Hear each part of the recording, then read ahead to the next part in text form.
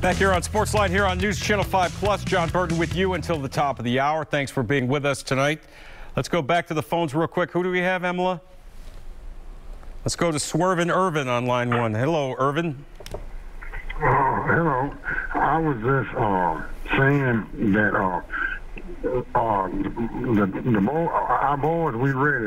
Everybody's helping, and what we need to do is if we do this right here, we're going to the Super Bowl, and that's any team we play, stay on the quarterback. If our defense is hit the quarterback down, and I think that they're looking for Henry to run, and we just need to just throw them off just a little bit. In other words, put some passing game in there, send the ball downfield, let Cunningham do what he do too, because he's one of the main players, one of the main big players for our team. And Henry, he gonna do what he gonna do, but not why everybody's thinking he gonna run, because everybody's expecting for him to run, and we need to do what we've been doing when Henry was getting healthy, is use our defense and send the ball downfield. Well, Irvin, yeah, this offense is most effective when they're running the ball and Tannehill can use play action and hit deep shots down the field to A.J. Brown and Julio Jones. We'll certainly see what happens. Thanks for the call, Irvin. As promised, let's go back to what we started earlier in the show. Here's some of Steve Lehman's conversation with one of the rising stars for the Tennessee Titans defense, inside linebacker David Long Jr. Enjoy. And David Long joins us now. David, you guys talked all offseason about the need for the defense to step up and play better.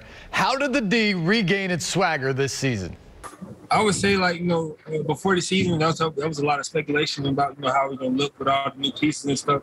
But I had said earlier in the year that, we wasn't really worried about it. We knew we had the guys, to make it happen.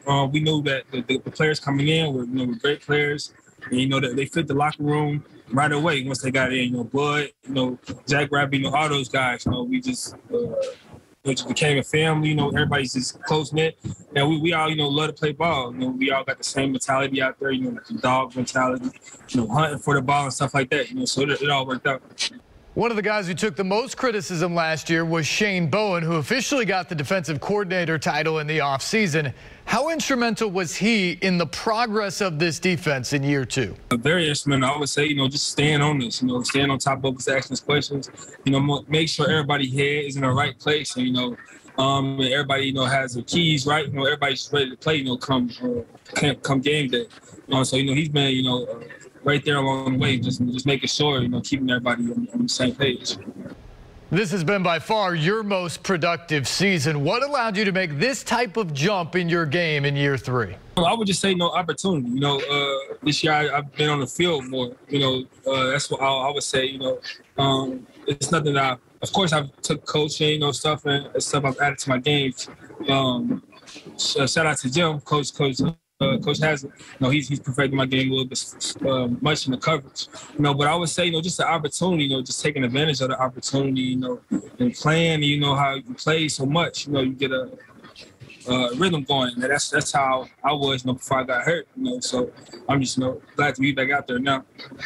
Well, let's talk about that injury, because you were really hitting your stride along with the team there mid-season, and then you go down. How difficult was it to be out of the lineup for an extended period and watch your team struggle without you? It was very difficult, at first, because, I love ball so dearly. So, without it, it was tough. But just to see my guys still out there, playing hard, and still, fighting, I had no choice, but to forget about, what I'm going through. Just, make sure I'm being a good teammate when I can. And, then we added Zach, another element to the room. So, making sure I can help him wherever he needs to be. Then it just all works out, man. I just kept working, got back healthy, now I'm back where I'm supposed to be. Did you learn anything during that timeout? I would say I always, took advantage of my opportunities, appreciated the game while I was out there. It just didn't do anything but make me miss the game so much more. That's all it did, honestly. With all the injuries, you add Zach Cunningham late in the season. How has he fit into the locker room so far? He fit right in, man. Cool dude. he's still learning. He hasn't been here long, but he just fit right in. Especially, I got back out there in the field, so it was good to get out there with him and just get a rhythm for how we can play off each other, how he plays, and it just looks natural out there, I would say. He's fit in nicely. You've played well. Jon Brown, Rashad Evans, the whole room, even Monty Rice. Now you've got pretty much that entire linebacking core healthy. So how competitive is the room now? Very, man. And it allows us, we know we got dogs right behind us. So, as far as, God forbid, anything happen, we know we have some players behind us that can go in and handle the job still. So, we all, play off each other and make sure everybody's on the same page when we go out there on Sundays. David, you guys have been in this position before with 6 straight winning seasons, but this is the first time you've gotten the #1 seed. Why has this season and team been different? And why do you believe the next month can be different than what we've seen before? Throughout the season, we went through a lot of, injuries, stuff like that. We just never, gave up. We never, bought into like the comments or whatever was said about us. We just kept chopping. Now we look at it at the #1 seed. We get a week to get our minds right. Get a couple guys back from injury and stuff like that. But it just